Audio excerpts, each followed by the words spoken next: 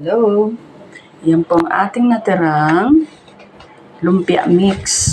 So, complete na po yan. Mayroong chicken po yan. Mayroon na siyang itlog. May... Basta templado siya. Kung paano nyo ginagawa ang lumpia, ganun na lang. Tapos meron tayong mga dahon ng mulberry. Ayan.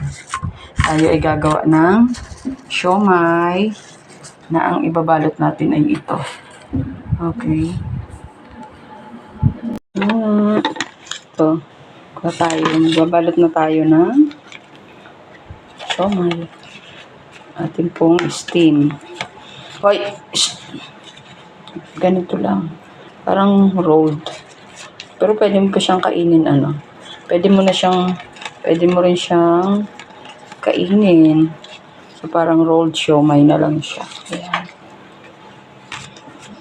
Gamit natin ay mulberry. Diba? May gulay ka na. Ganyan lang. Rolled siomai.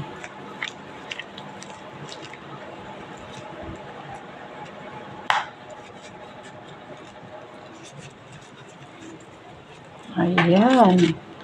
Easy. O, diba? Napakabilis lang po.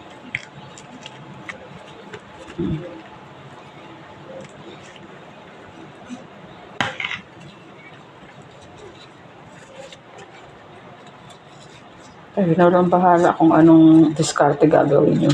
Ay, sa pagbalo. So, ganyan lang. Malinis ng kamay natin. Ganyan lang. Ito yung mga mulberry ko na pa siya. Young. So, ayan. Okay natin. Ang mulberry, pwede mo rin siyang gawing Pwede mo siyang gawing mulberry crispy. Parang yung crispy kangkong. Ganun gawin nyo. Ganda rin. Sarap. Nasubukan na namin yun. Gustong gusto ni Mister. Ayan.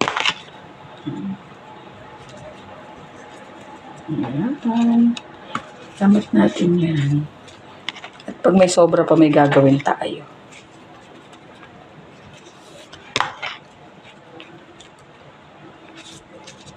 Ayan. Ganun na lang natin.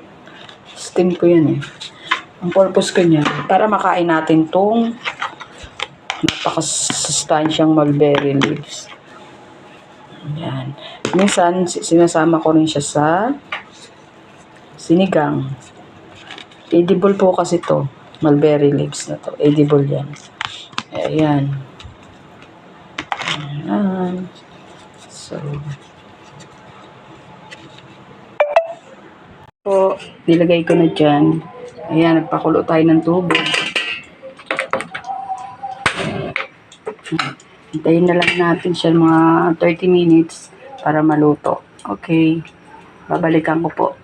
Bye. Plan lang natin mga kamama ang sausawan, toyo at kalamansi lang.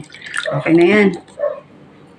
Guys, after 30 minutes, kinuha na natin yung ating mulberry siomai. Ayan. Tikiman time na tayo. Pakita natin Tapos ito ibalik ulit natin kasi kulang pa yan sa oras. Diyan lang muna siya. Okay. Ito na guys. Tikimang portion na tayo.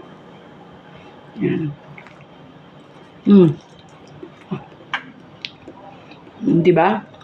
Nakain mo na yung dahon. Harap.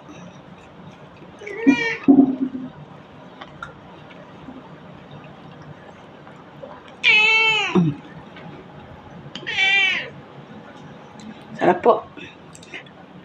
Masarap pa sa gabi. Masarap pa sa laing, promise. Thank you for watching.